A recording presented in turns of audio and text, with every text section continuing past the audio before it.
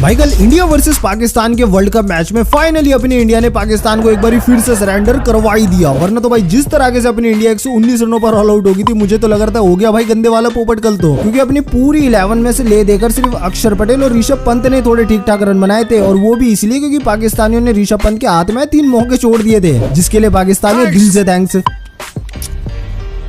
मगर अपनी bowling unit, ओ भाई स्वाद आ गया यार। 120 रन बनाने पाकिस्तानियों के ऐसे दुश्वार कर दिए जैसे तो कोई 180-90 रनों का टारगेट हो। उसमें भी भाई अपनी टीम 6 रनों से जीत गई।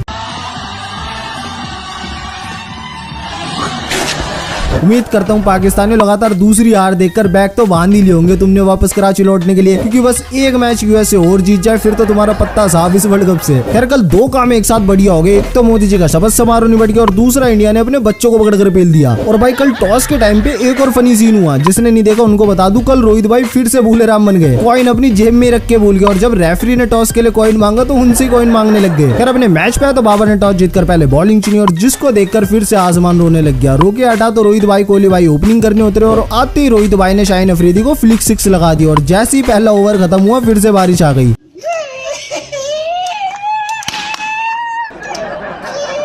मैच 9:30 बजे जाकर शुरू हुआ तो कोहली भाई ने मैच की शुरुआत कवर ड्राइव के साथ तो करी, मगर तीसरी गेंद पर अपनी कैच दे बैठे और फिर अगले ओवर में रोहित भाई भी चलते बने। अब पावर प्ले के आखिरी ओवर में आमिर ने मौके तो 2 ऋषभ पंत के भी बना दिए थे, मगर इफ्तिकार और उस्मान ने कैच ही ड्रॉप कर दी। इसी तरह से अक्षर पटेल ने ऋषभ पंत के साथ मिलकर पावर प्ले में 50 रन बना दिए, लेकिन पावर प्ले के बाद अक्षर 20 बनाकर अपनी विकेट उड़वा बैठे। अब 8वें ओवर में ऋषभ पंत ने एक और मौका बनाया, लेकिन फिर से पाकिस्तान ने कैच ड्रॉप कर दिया और फिर तो ऋषभ भाई ने हारिस रूफ को एक साथ 3 चौके बेल दिए।